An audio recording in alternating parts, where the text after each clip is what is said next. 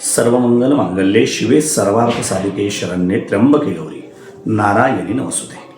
आपण या ठिकाणी घरातील मुख्य घटक म्हणजे घराचा मुख्य दरवाजा, ज्याला आपण मुख्य द्वार असे म्हणतो, मग हा जो मुख्य द्वार आहे याचं महत्त्व जाणून घेऊया। या मुख्य द्वारामधनं आपल्या घरामध्ये ऊर्जा, चांगल्या संधी व नवनवीन काही आपण जे निर्णय घेतो ते यशस्वी होण्यासाठी मार्गदर्शन करत असते। मग हे मुख्य दरवाजा हा आपल्या प्रगतीचं प्रतीक देखील सांगितलेलं आहे। जेवढा मुख्य द्वार हे सुंदर सुशोभित असेल तेवढ्या नवनवीन संधी देखील आपल्याला मिळत असतात। हे जे मुख्य द्वार असते त्या घरातील व्यक्तीची प्रतिष्ठा देखील दर्शवते। मग आपल्या घरातील जे काही दरवाजा आहे त्यावरती हत्ती असेल, शुभचिन्ह असेल, चंद्र असेल, सूर्य असेल, कमळ असेल किंवा विविध चिन्ह जी आपल्याला शास्त्रात प्रेरक असतात असे आपण त्यावरती कोरीव करून आपण मुख्य द्वार आपण या ठिकाणी तयार करायचं आहे, ज्यावरती सुंदर असं शुभ, लाभ, स्वस्तिक या ठिकाणी पाहिजे।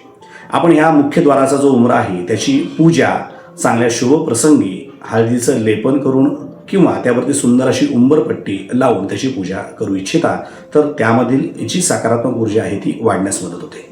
या मुख्यद्वारातील पूर्व दिशेमध्ये जर आपल्या घरातील मुख्य द्वार येत असेल तर ते नवनवीन आपल्याला काही उपक्रम, नवनवीन प्रगती करण्यासाठी प्रेरक ठरतात। उत्तर दिशेतील मुख्य द्वार असेल तर आर्थिक संधी जास्तीत जास्त वाढतात व त्या घरामध्ये सांपत्तिक स्थिती वाढते।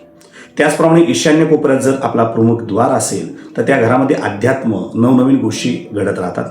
आग्नेय कोपऱ्यामध्ये जर आपला मुख्यद्वार असेल तर त्या घरामध्ये पैसा पाणी खूप वाढतो, परंतु त्या घरातील व्यक्तींना पित्ताचे त्रास देखील जास्त संभवलेले आहेत। दक्षिण दिशेतील दरवाजा असेल तर त्याचं उत्तम नियोजन आपण या ठिकाणी करायचं आहे।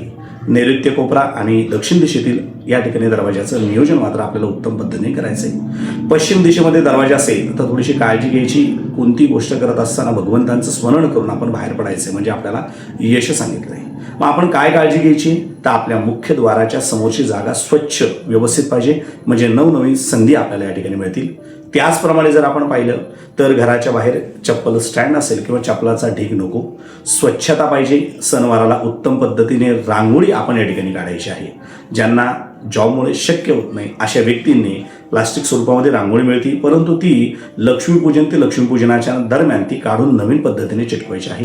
संध्याकाळच्या वेळेस दरवाजापाशी काही स्वच्छ प्रकाश, काही बल्ब लावले, एखादी लाईट माळ असेल किंवा रोज जर आपण समई लावली तर तो मुख्य द्वार प्रकाशित होतो आणि नवनवीन संधी मिळतात। आपण या सर्व गोष्टी समजून त्या पद्धतीने केल्यानंतर नवनवीन गोष्टी, संधी आपल्याला निश्चित प्राप्त होतील आणि सकारात्मक ऊर्जा आपल्या घरातील वाढण्यास मदत होईल।